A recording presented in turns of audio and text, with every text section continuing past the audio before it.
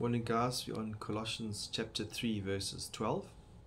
I'm going to go through a list of things that we need to put on, things that Christians should have in his life. We've been through a list of things we need to put off, things that we shouldn't, characteristics we shouldn't have, and these are characteristics that we should have. And as we go through them, you'll see many of them are fruits of the Spirit, that God has given us a Spirit, and He expects us to bear these attributes, these fruits of the Spirit in our lives.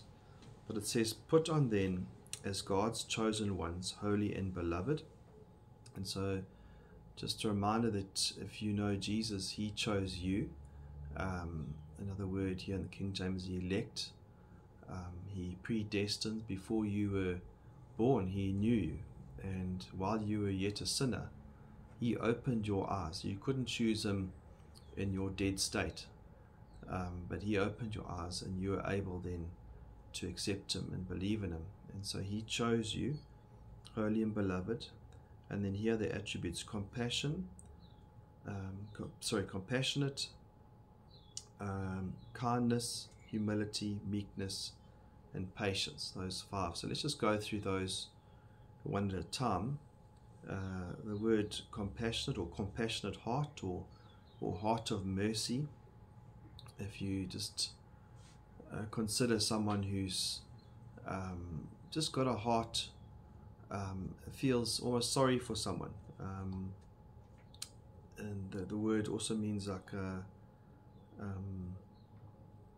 can be a kind heart. You know, in Galatians 5 verse 22. It says, but the fruit of the Spirit is love, joy, peace, patience, kindness, goodness, and faithfulness. And so someone who's compassionate, he's got a caring heart, not a harsh heart, and he's got a kind heart. Next one here, humility or humbleness of mind. Someone who's not proud, someone who doesn't think highly of himself.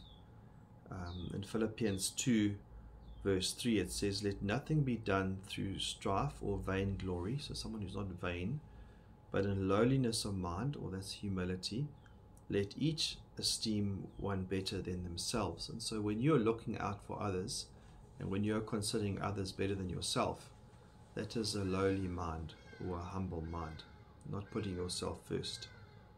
In 1 Peter 5 verse 5 it says, be clothed with humility, for God resisteth the proud, but gives grace to the humble. And so God has a humble heart. Jesus was humble, and so he opens His heart to the humble, and He wants us as believers to have humble hearts. Next one is gentleness or meekness, as it says in the King James. In 2 Timothy 2 verse 25 it says, with gentleness correcting those who are in opposition. So not with a harshness. When you see something wrong, you don't fly off your handle and shout and make a performance. Gentle, quiet spirit. That's the kind of heart that Jesus had, and that's the kind of heart that He wants us to put on. So we need to be putting on all these things. Again, this is a fruit of the Spirit. Reminder, Galatians 5 verse 22. Love, joy, peace, patience, kindness.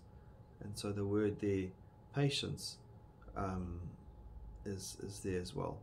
And so patience is the next one. It's long suffering. It's a word that we don't get angry quickly.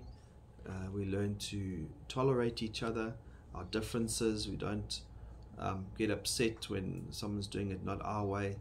And so patience is learning to suffer long. In Ephesians 4 verse 2 it says, with all humility and gentleness, with patience, showing tolerance for one another. And so we're not getting upset quickly and easily. Like love covers a multitude of sins, and so we love one another, and in that sense we're also patient with one another. And even when we're correcting one another, 2 Timothy 4 verse 2, preach the word, be ready in season and out of season, reprove, rebuke, exhort. So these are all almost like a negative words of bringing the word, and you're exhorting, you're reproving, correcting, but it says with great patience. So with great patience we show each other and we teach each other the word of God. So I trust that we'll be putting these things on today. Amen.